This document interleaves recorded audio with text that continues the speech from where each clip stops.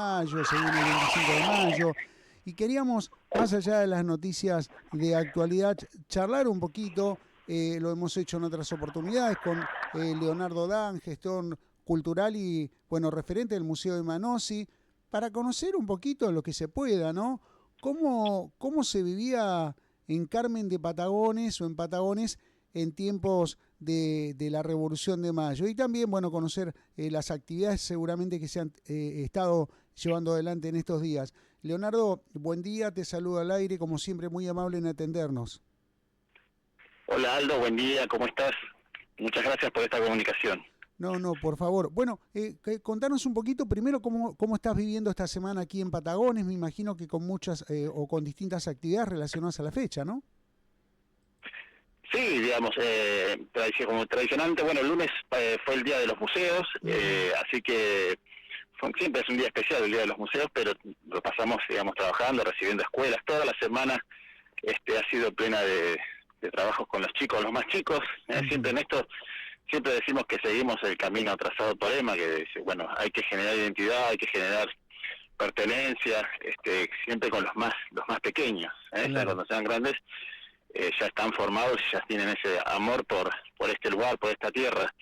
tal cual. Y entre por ahí las actividades más destacadas que más nos han regocijado son la visita de la escuela de Cardenal Cagliero, la Ujú. escuela primaria junto con el jardín, eh, que nosotros hemos estado visitando también en distintas oportunidades, bueno, con el tema de Piedrabuena, siempre en el mes de agosto, viste que recorremos todo el partido de Sí, Patagones, y bueno, en esta oportunidad nos visitaron ellos, y bueno, fue realmente una mañana muy muy linda, muy emotiva con los chicos de Calguero. Así que bueno, la semana de mayo la pasamos así, trabajando con las escuelas ajá. fundamentalmente. Bien, bueno, la idea, te lo habíamos comentado con anticipaciones, lo habíamos comentado a los oyentes también, era conocer dentro de lo que se puede, de lo que se sabe, ¿no? En cómo se vivía en Patagones en tiempos de la Revolución de Mayo, qué es lo que se decía, cómo Sí, era la comunidad. sí, bueno, en principio que Patagones tenía alrededor de 400 habitantes, así que era un Ajá. pueblo muy pequeñito, era la única. Patagones era una de las 15 poblaciones que existían en lo que hoy es la actual provincia de Buenos Aires, digamos, del Ujú. río Salado hacia el sur, que está muy cerquita de Buenos Aires, la ciudad de Buenos Aires, ¿no?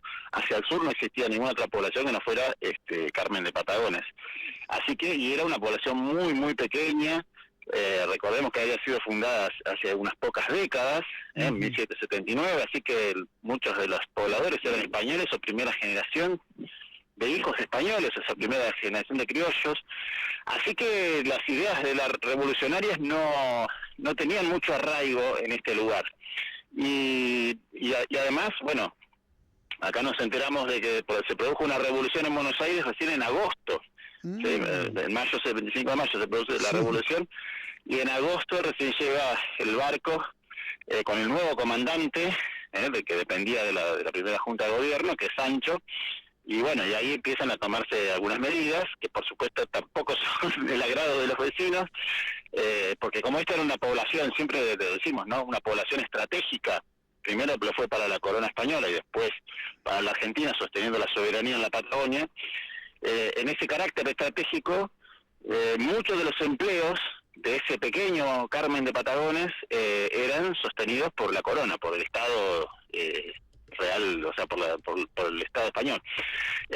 Y así teníamos los carpinteros de Rivera, los albañiles, el paonero, ese que fabricaba la harina para hacer el pan, el panadero, bueno, todos los oficios, el herrero, todos los oficios importantes que eran imprescindibles para sostener la vida en comunidad, en esta población tan aislada, eran de sueldos públicos, digamos. Ajá. Y lo que ocurre con la revolución es que a partir del 31 de diciembre de 1810, todas esas personas pasan a ser cuentapropistas de alguna manera. ¿Sí? Además se les adeudaba sueldos, etcétera.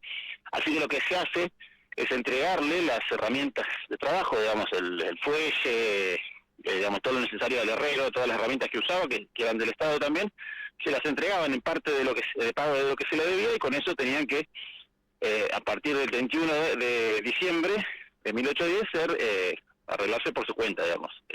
Bueno, ese es uno de los cambios socioeconómicos, digamos, que se producen Ujú. Y la otra cuestión muy importante es que se empieza a enviar desde Buenos Aires los presos políticos, digamos, Ajá. o confinados políticos, que eran altos funcionarios realistas, obviamente defensores a ultranza de la corona española, funcionarios de Mendoza, bueno, Liaño, Fernández, hay una serie de personajes muy importantes que son enviados acá, y bueno, lo que hace en Patagones justamente es levantar a toda la población.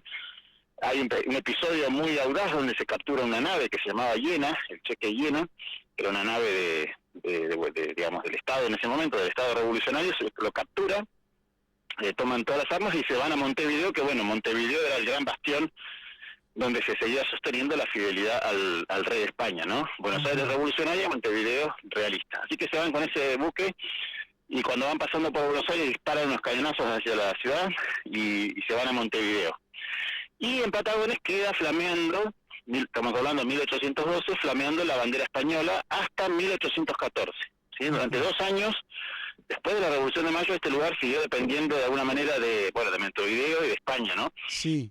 Hasta que se produce la caída de la ciudad de Montevideo, que es sitiada durante un montón de tiempo, y cuando se produce la caída, y sí, algunos de los buques que estaban sitiando por agua a la ciudad se vienen hacia Patagones, y ahí no se produce ningún combate, nada, hay un intercambio hay una serie de entrevistas entre los jefes, entre el jefe que estaba acá, que era realista, y el jefe revolucionario que viene, y bueno, se rinden sin derramar sangre, Ujú. y ahí se iza por primera vez la bandera celeste y blanca, que en 1810, recordemos, no había sido creada, sino en el 12, se Claro. iza por primera vez en la Patagonia, el 24 de diciembre de 1814. Así que eso es muy brevemente algunas de las cuestiones que pasaron acá.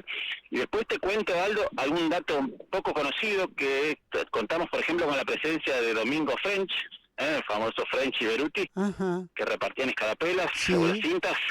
Bueno, Domingo French estuvo en Patagones, y también estuvo Hipólito Vieites, el famoso dueño de la jabonería de Vieites, que era Sí. donde se cocinaban las reuniones esas secretas, clandestinas, previas a la Revolución de Mayo. El dueño de esa jabonería estuvo acá en Patagones en 1811 junto con French, porque, bueno, ¿por qué estuvieron? Porque eran, digamos, recordemos que cuando se produce la Revolución de Mayo hay dos facciones, la famosa grieta ya empezó ahí, entre los morenistas y los saavedristas. Ajá. Y cuando Moreno es enviado a Europa, digamos, sale del gobierno, toda la parte que lo seguía, digamos, los morenistas, pierden su poder, y en este caso tanto French como Vieites son enviados a Carmen de Patagones, por un tiempo hasta que después, bueno, vuelve. Ajá. Mirá qué interesante lo que contás. Como comunicador pensaba en el tema de las noticias. Bueno, vos ya lo mencionaste, ¿no? ¿Cuánto tardaban en llegar? Vos decís, la revolución, bueno, sabemos fue en mayo, y bueno, nos enteramos en agosto, o se enteraron los vecinos en agosto. En agosto. Ajá. Sí, sí, sí, sí, sí. Y además, Aldo, esta cuestión es muy interesante, esto que decir, empiezan a ocurrir, digamos, como se producen estos movimientos revolucionarios, lo que empiezan a llegar noticias que dicen, bueno, son lo que digamos hoy fake news, digamos, el rey está bien, no está prisionero de Napoleón, de los franceses, está en el trono, Sí. está al mando del Imperio Español, o sea, llegaban esas otras, digamos, especie de contranoticias, ¿no? Que no eran ciertas, por supuesto, el rey estaba Claro. prisionero de los franceses, pero bueno, imaginémonos que están tratando de llevar adelante un movimiento revolucionario que además esto de generar juntas de gobierno era una tradición española desde hacía muchos siglos. Ajá. Cuando no estaba el rey, por alguna circunstancia, el rey no estaba al mando, se generaban juntas en los distintos estados. Y bueno, acá en América, digamos, se generaron los mismos movimientos. Pero me imagino que cuando llegaba esa noticia de que no, que el rey está al mando, bueno, el castigo era severísimo, ¿no es cierto? Claro. Pensemos en lo que le pasó a Tupac Amaru, que Claro. cuando intentó rebelarse Ajá. contra el rey. Sí, sí. Era ser ajusticiado en la plaza como mínimo. Así que bueno, Tremendo. esos rumores de que el rey estaba bien habrán tenido un fuerte efecto, digamos, en algunos movimientos revolucionarios. Ajá. Bien, y la última también me quedé pensando vos contabas a quienes enviaron aquí, ¿no? De cuando fue la revolución de castigo, por decirlo de alguna manera. De ahí sale también, bueno, lo hemos escuchado varias veces, de que Patagones o Carmen de Patagones años atrás era considerado como un lugar de duro castigo para los presos. Claro, era un lugar digamos, pensemos que una de las condiciones siempre cuando hablamos de la fundación, ¿no? Sí. Decimos que hubo una especie de pacto entre el virrey de Vértiz y el cacique negro, que era quien regenteaba toda esta zona, y una de las condiciones que pusieron los pueblos originarios para acordar esta fundación acá, ellos lo que tenían como beneficio era poder comerciar, digamos, no tener que ir hasta Buenos Aires a vender sus productos y comprar los que ellos necesitaban, lo podían comprar acá. Pero una condición que le ponen es que no se vaya por tierra a Buenos Aires. Uh-huh. Y esto se mantiene durante muchísimo tiempo. ¿Por qué no se podía ir por tierra? Bueno, porque ahí están las mejores tierras del mundo hoy en día, entre Sierra de la Ventana y las sierras de Tandil, ¿no es cierto? Esas tierras maravillosas para Sí. la producción. Entonces, bueno, no quería que se conocieran esos lugares, y eso hacía que acá se llegara y se saliera. La única forma de llegar a Patagones era por barco, ¿no? A través del mar. Y eso generaba una situación de aislamiento que era propicio para enviar a todos los presos. Claro. En 1810 se envían presos o confinados políticos, ¿sí? Pero antes y después se enviaron también presos sociales, es decir, gente que había sido detenida, Uh-huh. generalmente eran gauchos, que habían sido detenidos por algún enfrentamiento, algún duelo, la famosa esgrima criolla, el enfrentamiento con el facón y el poncho. Siempre decimos que en las pulperías hay el alcohol y facón es una mala combinación, porque bueno, era el lugar donde los gauchos, la gente se juntaba a socializar, Claro. y bueno, y a veces cuando pasaban de ginebra, de alcohol, después se desconocían o se generaban estas suerte de grescas, ¿no? De peleas, que si la ofensa era leve, era solamente a ver quién cortaba primero al otro, Uh-huh. o lo lastimaba, pero si la ofensa era grave, el enfrentamiento era muerte. Entonces, un gaucho terminaba en el cementerio y el otro, muchas veces, recluido en Patagones, 10 años, 15 años, dependiendo de lo que le diera el juez. Y bueno, y acá no había un lugar donde los encerraran, era todo el pueblo, en general, digamos, llegaban a lo que hoy es el muelle de lanchas de Patagones, y ahí quedaban libres, digamos, pero recluidos una población muy pequeña, ¿no? Que decíamos 1810 alrededor de 400 habitantes. Así que bueno, de acá no había forma de salir. Incluso hay algunas personas que trataron de salir por tierra y les fue bastante mal. Lo podían intentar, pero era extremadamente difícil poder salir desde Patagones hacia Buenos Aires vía terrestre. Uh-huh. Bien, Leonardo, bueno, la verdad que muchas gracias por ayudarnos a mirar la historia en general, pero nuestra historia más cerca, ¿no? Desde justamente nuestro lugar y nuestra identidad patagónica. Te agradecemos mucho, ha sido muy provechosa la charla, muy constructiva.